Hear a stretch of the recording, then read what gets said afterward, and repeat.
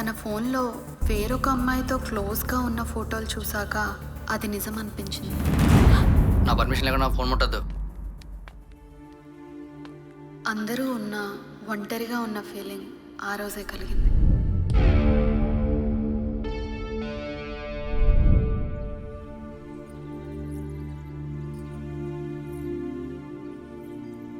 అప్పుడే ఇన్స్టాగ్రామ్లో ఒక అన్నోన్ పర్సన్ నుంచి నాకు ఒక మెసేజ్ వచ్చింది. ఫస్ట్ నేను లైట్గా తీసుకున్నా.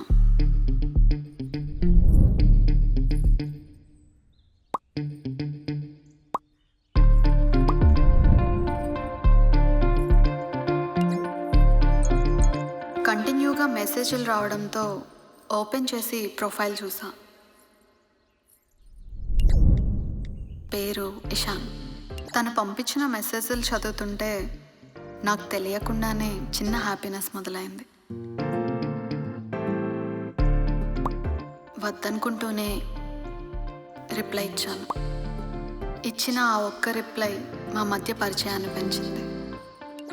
ఒంటరిగా ఉన్న ఫీలింగ్ పోయి ఇషాన్తో చాటింగ్ నాకు టైంపాస్గా మారింది. ఎంతలా అంటే పర్సనల్ విషయాలు కూడా షేర్ చేసుకునేలా.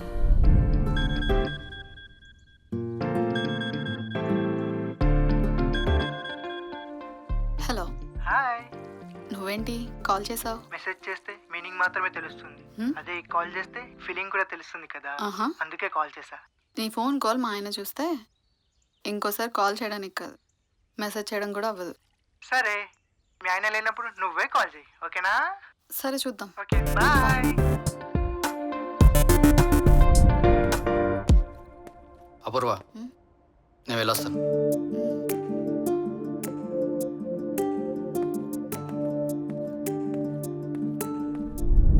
మంగా, టీ చెప్పాను కదా. అమ్మగారు వస్తున్నా. అమ్మగారు, నా పనంతా అయిపోయింది, నేను వెళ్తున్నాను. సరే.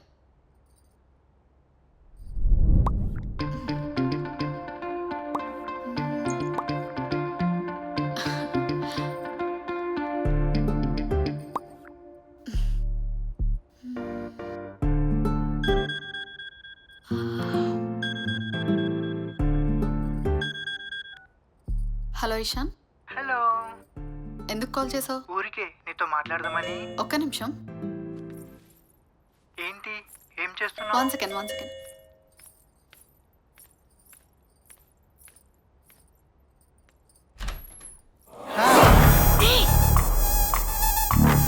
మాట్లాడుతున్నాను కదా, ఇంటికి ఎందుకు వచ్చావు? ఎవరైనా చూస్తే? నేను రావడం ఎవరు చూడలేదు, నిన్ను చూద్దామని వచ్చా. నీకేమైనా పిచ్చా? డైరెక్ట్ గా ఇంటికి వచ్చేస్తావా? మా ఆయన లేడు కాబట్టి సరిపోయింది, ఉంటే నా పరిస్థితి ఏంటి? నిన్ను ఇలా చూద్దామని వచ్చా. నీ చేత్తో చిన్న కాఫీ ఇస్తే తాగెళ్ళిపోతా. సరే.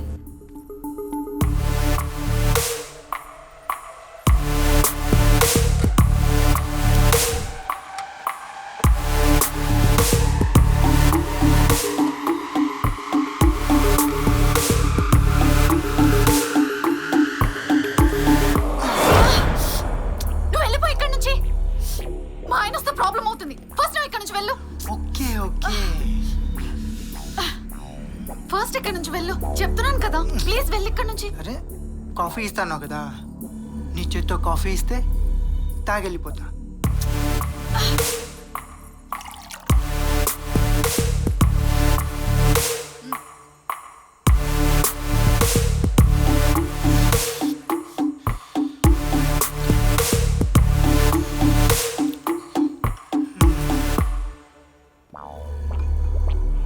తాగావు కదా, వెళ్ళి ఇక్కడ నుంచి ప్లీజ్ వెళ్ళు.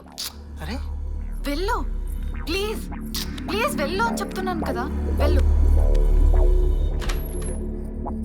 వెళ్ళు వెళ్ళు ప్లీజ్. Okay, bye. తన చాటింగ్ని, తన ఫోన్ కాల్ని లైట్గా తీసుకున్న నాకు సడన్గా అలా ఇంటికి వస్తాడని అస్సలు అనుకోలేదు. మనకు తెలియకుండా జరిగేది ఏమైనా మన మంచికే అనుకోవచ్చు, కానీ మనకు తెలిసి చేసుకుందే మన తప్పే అనిపించింది.